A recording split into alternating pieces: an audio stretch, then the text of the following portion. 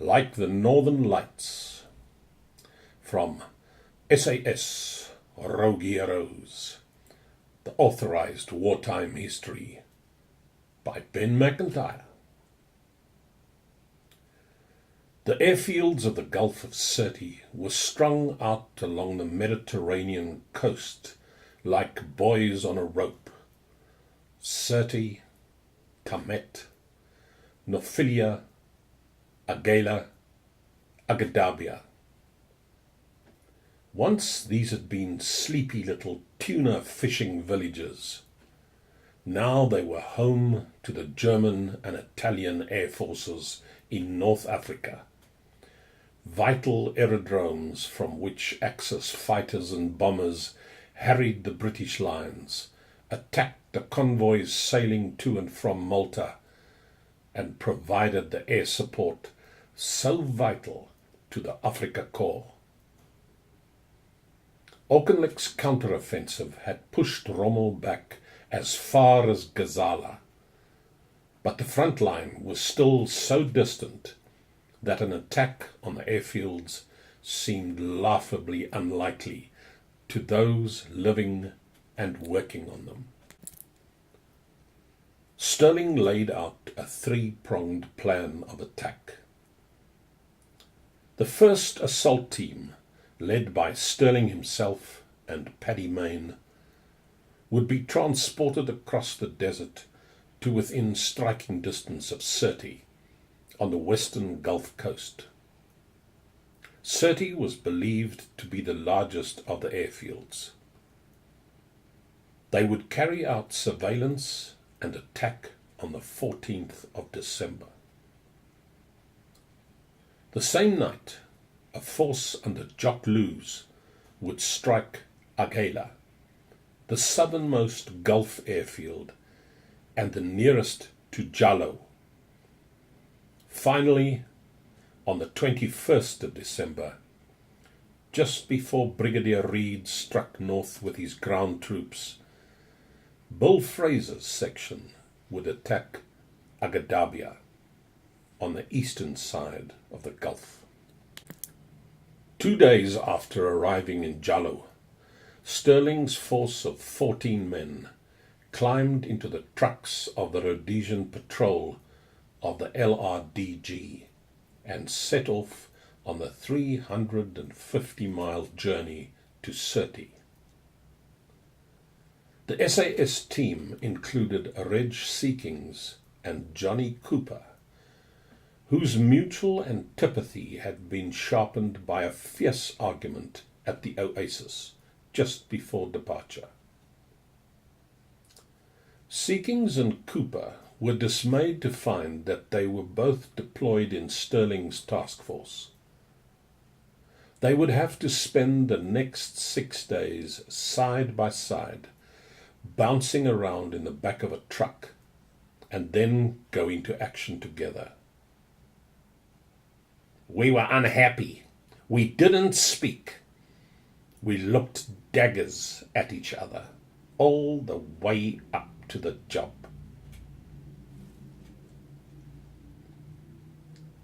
The navigator of the LRDG's Rhodesian unit was Mike Sadler, a quiet, unassuming, and exceptionally intelligent 21-year-old. Born in Gloucestershire, Sadler was working on a farm in Rhodesia when the war broke out. He immediately downed tools and signed up with an artillery unit, which was later deployed to North Africa. I didn't want to miss anything. Some people are like that at that age. I certainly was. He transferred to the LRDG after encountering some members of that unit in a Cairo bar. Sadler had a naturally geometric mind. On his first cross-desert expedition, he watched the navigators steering with compass and chart, and decided that this was far more interesting and challenging than anything the army had so far offered. Trained in celestial and solar navigation by a former merchant seaman, he swiftly emerged as one of the LRDG's best guides. The desert, despite appearances, is neither flat nor featureless, but in 1941, large areas were still unmapped blank spaces on the map. Desert navigation, like its equivalent at sea, is largely a matter of mathematics and observation, but a good navigator also relies on art, hunch, and instinct. The uneven ground caused the shadow on the sun compass to tilt this way or that, requiring the navigator to compensate. Sadler had an uncanny, almost unerring ability to know where he was going, and when he would get there. On the third evening, Sadler announced that the little convoy was now 70 miles south of Sirte and within range of enemy aircraft. The trucks had been painted a fetching, if unlikely, combination of camouflage colors, pale green and rose pink. In any other surroundings, they would have stuck out comically, like something from the fairground. But when stationary, they blended into the flat, pale colors of the desert. On the move, however, they were ominously easy to spot from the air. Sure enough, at around midday the next day, as the convoy crawled across a boulder-strewn plain, an Italian reconnaissance plane appeared overhead, dropped 2 bombs, which fell wide by a considerable distance, and wheeled back towards the coast.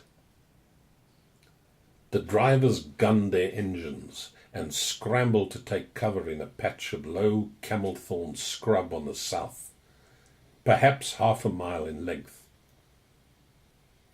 Camouflage nets were thrown over the vehicles, and the men spread out to take what cover they could find beneath the spiny bushes. Minutes later, 2 more Italian planes appeared. Their pilots deduced that the convoy must be hiding in the scrawny undergrowth, so for the next 15 minutes they blasted and bombed the patch of dry greenery. Eventually, having run out of patience or ammunition, the Italian planes departed. It was a most unpleasant foretaste of an experience that would soon become routine, being hunted and attacked from the air in open desert. No lives or vehicles were lost, but the unit had forfeited the element of surprise. "They'll report our presence all right," the LRDG veterans predicted. The trucks rambled on through the darkness, now driving without lights and entirely reliant on Sadler's compass and sense of direction. The route took them close to the village of Qasr Abu Hadi, little more than a cluster of tents and low buildings some 15 miles south of Sirte. In one of these goatskin tents slept a pregnant woman, the wife of a local goat herder. 6 months after the SAS raiders had passed in the night, on the 7th of June 1942, she would give birth to Muammar Gaddafi, the future dictator of Libya. At 9 p.m. on the 14th of December, Sadler called a halt and announced that they were now just 4 miles from Sirte airfield. Since the Italian pilots had surely given warning of the approaching raiders, Sterling announced a change of plan. They would split the force into 2. He and a couple of men would push on that evening, assess the chances of getting onto Sirte airfield, and, if it seemed feasible, attack the following night. Paddy Mayne, meanwhile, would drive some 28 miles west to Tomet airfield with the rest of the troop and launch a simultaneous assault there. "If one of us fails, the other may be lucky," said Stirling. At around midnight, Stirling's men slowly groped their way towards Surrey airfield, looking particularly villainous, as one recalled, carrying large rucksacks and submachine guns and wearing stocking caps. The silhouette of a parked plane loomed up ahead, and then another. They were gingerly working their way around the aircraft when a loud scream erupted from beneath their feet. Stirling had trodden on a sleeping Italian soldier. A gun went off in the dark. The three intruders turned and ran. Behind them they heard an anti-aircraft gun start up, apparently shooting out to sea. The defenders, it seemed, were under the impression that they were facing a seaborne invasion.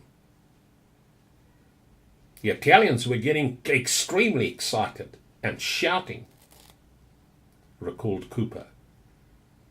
That evening, British intelligence intercepted and decoded a peculiar message from the mayor of Surrey, claiming that his town was under attack. Stirling's team was safely back behind a low ridge about a mile to the south when the firing subsided. As dawn rose, he peered over the crest, and his heart warmed. The little whitewashed town of Surrey was clearly visible now, and so was its airfield, with rows of neatly parked Italian military aircraft, predominantly Caproni bombers. Stirling counted at least 30. In the course of the morning, more planes arrived, and others took off. The men dug in to wait for nightfall when they would attack. But as the hot day wore on, they observed that something odd was happening on the airfield. More planes were taking off than were landing. By afternoon, there were only a handful left, and by evening, none at all. The events of the previous day had spooked the Italians into a full-scale evacuation of the airfield. Deeply disconsolate, Stirling waited for nightfall and then headed back to the rendezvous point, near the coastal road, where he had arranged to be picked up by the LRDG. Paddy Mayne was busy burning. Half an hour earlier, the Irishman and his team of 10 had slipped onto the Tomet airfield, single file, without being detected. Dozens of planes were lined up along the runway. Instead of planting their bombs immediately, however, Mayne pointed towards a large hut on the edge of the field. Light shone from beneath the door, and there were sounds of merriment within, a mixture of Italian and German voices. Some sort of party must have been going on. Mayne, Seekings, and one other man crept up to the door, guns drawn. Mayne described what ensued. I kicked open the door and stood there with my Colt 45 and the others at my side with a Tommy gun and another automatic. The Germans stared at us. We were a peculiar and frightening sight, bearded with unkempt hair. For what seemed like an age, we just stood there, looking at each other in the complete silence. I said, "Good evening." At that, a young German arose and moved slowly backwards. I shot him. I turned and fired at another, some 6 feet away. Then the 2 machine gunners opened up. The room was by now in pandemonium. As the attackers withdrew, the survivors began to return fire. Mayne ordered 4 men to keep the Germans and Italians pinned down inside the mess hut and set off with the remaining 6 to attack the stationary planes. In a space of 15 minutes, they planted loose bombs with 30-minute time fuses on 14 planes, and then climbed into the cockpits of 10 more and shot up the dashboard controls. Mayne is said to have torn out one cockpit panel with his hands. Bombs were also swiftly planted on the petrol bowsers, a line of telephone poles, and an ammunition dump. A final volley of gunfire and grenades seemed to silence the last of the resistance from inside the hut. Mayne gave the signal to fall back to the rendezvous. We had not gone 50 yards when the first plane went up. We stopped to look, but the second one went up near us, so we began to run. Seekings looked back to see Tamet Airfield aflame as planes exploded in quick succession, and the petrol dump blew up with a shattering roar. From the desert, Mike Sadler observed the devastation. It was a dramatic sight. The sky lit up by flashes. I had never seen anything like it. A few minutes later, Mayne and his men arrived at the rendezvous, panting and elated. The truck drivers started their engines. Sadler set his course, and the convoy steered south through the darkness, the sky shivering and shimmering behind them. As Sterling and his 2 men waited to be picked up, the sky to the west took on a livid glow. The air seemed to shudder for a moment, and the boom of rolling thunder rippled across the wind. A succession of flashes lit up the darkness, one observer recalled, followed by the eerie pink of fire reflected on nighttime clouds. The spectacle, said one of the LRDG officers, was like the northern lights, the great particle painting that splashed across the sky in the high latitudes of the Arctic and Antarctic. What lovely work, murmured one of the men. Mayne's assault on the officers' mess had been daring, brutal, and quite reckless. It had alerted the enemy to the attack before the first bomb had been planted. Killing trained pilots was, arguably, an even more effective way of crippling enemy air power than destroying the planes themselves, but it veered away from sabotage and came close to assassination. It seems quite possible that Mayne, faced with the opportunity to kill at close quarters, had been unable to stop himself. "No prisoners taken," Armans noted in his diary without further comment. Sterling was shocked when the scale of the carnage was reported to him. "It was necessary to be ruthless," he later wrote. "But Paddy had overstepped the mark. I was obliged to rebuke him for over-callous execution of the enemy in cold blood." Sadler expertly led the convoy back to Jalo Oasis, where the salty waters seemed the height of luxury after more than a week in the parched desert. Success had altered the chemistry within the unit. Reg Seekings and Johnny Cooper, chalk and cheese in class, education, and temperament, had found a bond. In the adrenaline rush of danger, their former antagonism seemed to evaporate. As Seekings put it, he'd got guts, I'd got guts, and we just clicked. Sterling noticed the way the two men had suddenly connected. Cooper was quite quick-witted and high-spirited. Seekings was slow and steady and shrewd. They were perfect complements to each other. Henceforth, Cooper and Seekings would be inseparable on the battlefield and off, forging an enduring fighting partnership that would last as long as they both lived.